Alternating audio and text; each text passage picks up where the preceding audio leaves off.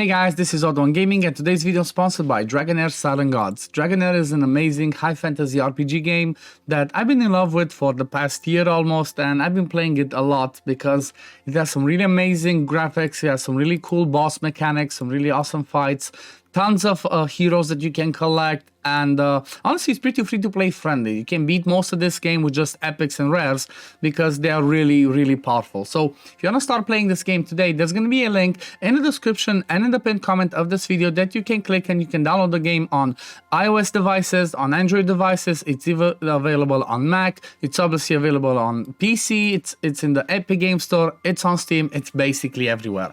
They do have some really fun things that they have been doing because the developers are really big fans of Dungeons and Dragons, so they are doing actually some collaborations with Dungeons and Dragons. The first installment of their collaboration was with them was giving us Dritz the Urdan, which unfortunately you cannot get anymore, but he was the first one that joined the Dragonheir, and now the second installment of that one is part of the Echoes of the Sleepless, where we can get Elminster Omar. Okay, so I really advise you to start playing this game. You're gonna have 14 days after the game starts, and you're gonna be able to collect him. Even as free to play, if you start from the beginning, as long as you do your summons on this banner, on the Elminster banner, you need like 10, 15, maximum 20, which you should be able to get just from, playing the game daily, and also you can convert your War Marrow into getting them, and you should easily get yourself one copy of Elminster Omar, which is an amazing support hero. So what are you waiting for? Start playing the game today because it's a really fun game. I'm really loving this, and you should join as well. What I'm going to show you in today's video is going to be the fight against the endgame boss of Season 2, the Mekkatorque, and it's a really awesome team because it's gonna be using an epic that I honestly don't really like, but he is god tier. He's just OP, he's amazing for this fight.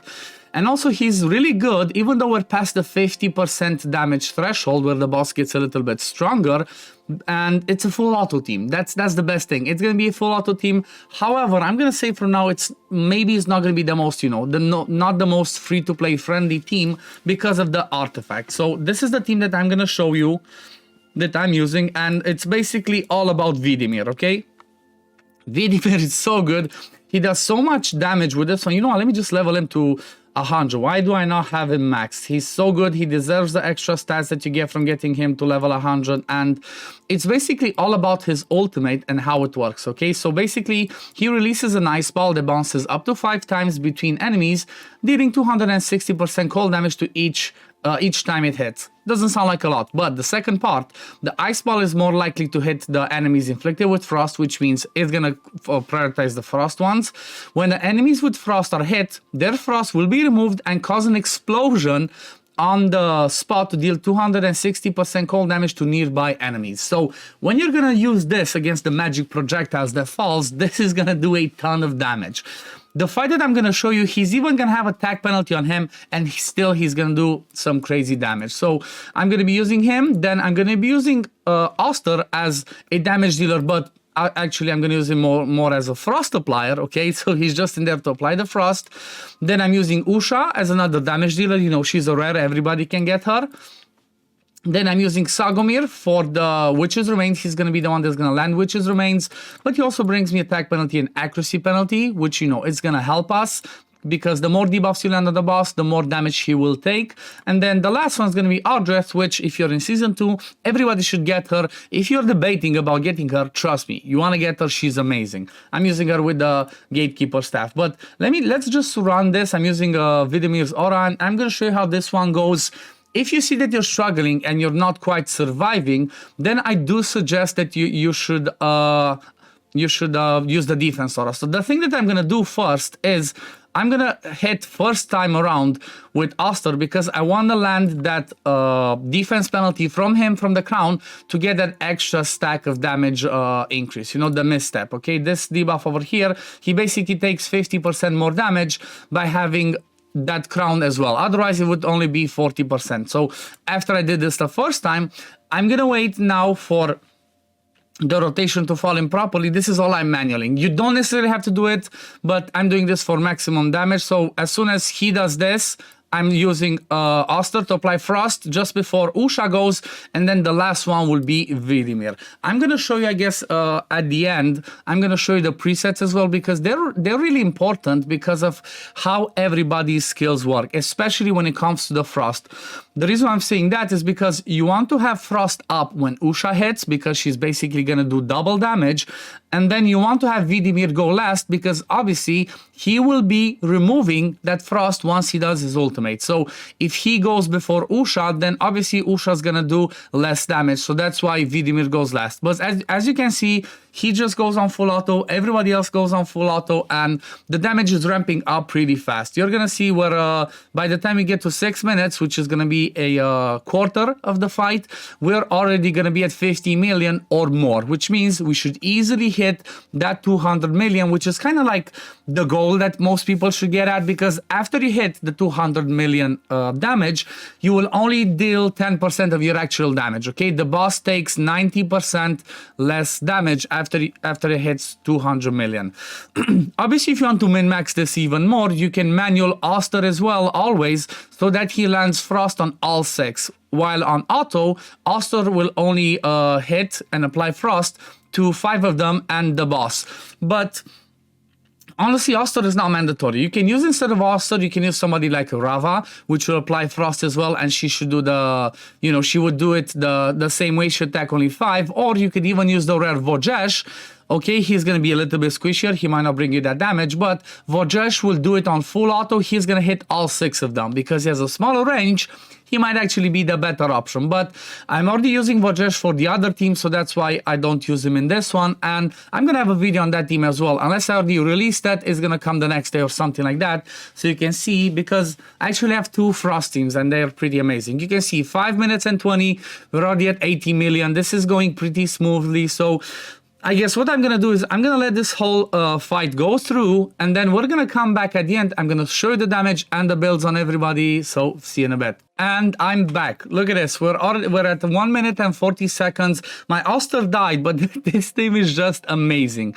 The damage that it can do is just crazy. It's just crazy, and honestly, it's all because of him. I mean, look at the damage that he did. And like I said, keep in mind the fact that Vidimir had attack penalty on him for like most of the fight. Imagine if you had like another, maybe if you didn't have Sagomir and you had a Rose in this team that could cleanse that attack penalty, that would be even better. Like 207 million damage, and we're still going. It's just an awesome team. I just love it, and it's honestly, it's all because of Vidimir. It's all because of Vidimir's damage. Like I said, Oster is not necessary in here. Sagomir is not necessary. Again, he's not mandatory for this team. It can be Rose, but obviously you still want to have somebody that can bring you some attack penalties so you survive some of the hits and whatnot, and maybe bring some debuffs. And you would normally want to have somebody that does multiple hits on their ultimate, so when you do the, when you try to apply the Witch's Remains, it kind of lands. The one thing that most of these teams are going to always have in common is the Witch's Remains, because that's the #1 artifact you want. You want to pray that you always get at least 1 dupe legendary. I mean, hopefully by 2, if you're going to be at this point, you're going to be 2 seasons in, hopefully you should have the Witch's Remains, because that just brings that insane amount of damage. With Crown, you would only have defense penalty on 1 target, but with Witch's Remains, you will have it on at least 5, if not 6, depends who has it, and the damage is going to ramp up so fast, and it's going to make you do the damage so much easier. So the fight is over. We did 207 million, almost 280 million damage. Let's look at the stats. Again, like I said, Vidimir 91 million, Usha 71 million, Oster 30 million, 11 million from Sagomir, and obviously just 3 million from Adreth, but she's not in there for her damage. So now let's have a quick look at the presets, so I can show you the presets, because like I said, this team was full auto, so we can check the presets and then we can check the builds. Let's see, Frost. So when it comes to presets, apart from the initial thing that I showed you that you want to do with Oster, so you land that low version of defense penalty, okay, so you can apply that extra misstep, then everything else can go full auto. So Dress should go always after Sagomir. You can even try to maybe make this one like 14 just to be sure, 15 for Vidimir, because I think up until 16 seconds, like 16 or 17 seconds is when you get stunned, you should be able to do your skills up until then. So you could do it like this, but do the initial one, and then 30 seconds, that's what you want. 30 seconds interval for everybody. Apart from Ardreth, you let Ardreth go full YOLO, so she heals as often as possible. So you have Sagumir at 12. He's the first one to go because he applies Witch's Remains. Then you would have Oster because he's the one that applies Frost. Then you have Usha because you want to have Frost when she does the hit, because this one deals double damage to enemies under Frost, so that's going to be 1600 damage to all 6 of those magic projectiles, which is crazy. And then last one's going to be Vidimir, which is just going to explode those that damage, and is going to be insane. So that's going to be the presets. Now let's have a look at the builds. Let me see. I guess I have to go like this. I cannot exactly show it. And let's have a look at the champion. So let's start with, I guess, Sagumir. So Sagumir is built in a serial set because he's going to be applying debuffs on his ultimate. He's also going to give it, he's going to give it that 15% attack up every time he does his ultimate, because he's going to land Witch's Remains attack penalty. So a debuff's going to land and you're definitely going to get that buff. I tried to give him some damage but didn't really care. I mostly cared about, you know, him having the accuracy to land his stuff, and then whatever. He's not that important for damage. Then the next one in there is going to be Ardreth. She's just a monster. I love her. She's amazing. I'm so happy that she's part of the Chief Challenge as part of the Lunar Halo event. She is going to be the one that's going to be in Ancestral Protection. She's going to soak up a lot of damage. She's extremely tanky, so she should be just fine. So on her, focus as much defense percent as you can, and then give her some attack speed if you can. Like you can see, I have some attack speed, and also give her some resist, okay? Maybe I don't need 250, maybe I only need 200, because she does bring this passive that gives everybody 100 resist once you hit maximum cap. And after that, you should be just fine. At maybe like 200 resist, you're just okay. I also gave her the Gatekeeper staff because she does massive heals. So those massive heals get transformed into a shield, but you might not necessarily need it. But, you know, your people might die faster if you don't have this one. But I'm quite sure it would work with maybe the Everlasting Diamond, or with the Mask of the Lark, or any other artifact that gives you the defense, survivability, and all of that good stuff. Then the next one, let's have a look at Oster, which is going to be our Frost Applier. I gave him, like I said, the crown. I gave him the accuracy to land his debuffs. And then I built him in Emperor's Might. This is the best set for this fight because you're going to have more attack than the magic projectile, so you should do more damage.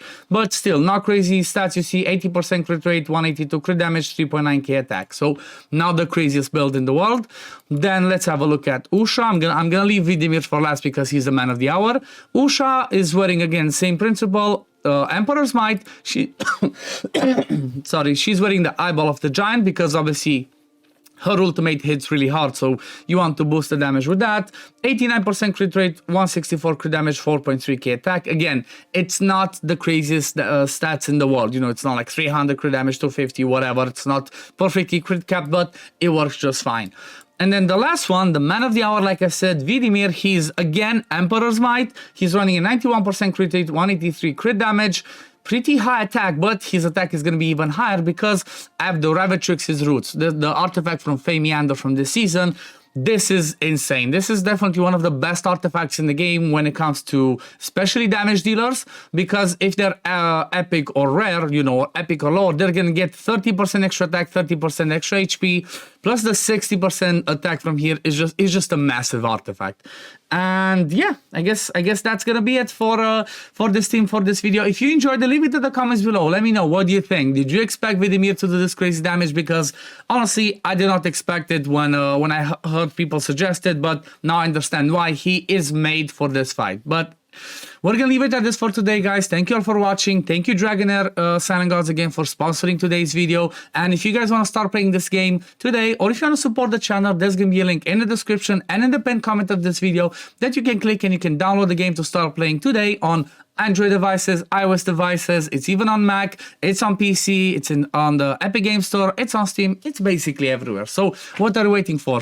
Join the D&D Legends in Dragonheir today, get yourself Elminster, start playing this game, because I'm hoping this game is gonna be here to stay for a while because it's an awesome game. But yeah, thank you all for watching, and I'm gonna see you in the next video. Peace, love, take care, everyone. Bye, guys.